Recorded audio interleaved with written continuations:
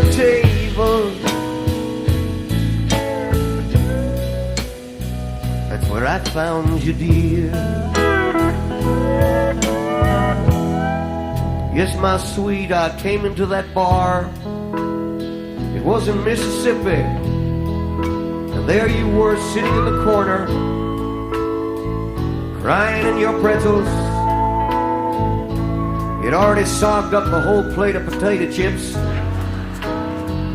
But the management didn't mind because you were a regular customer. And I saw you sitting there and I said, that person needs a friend.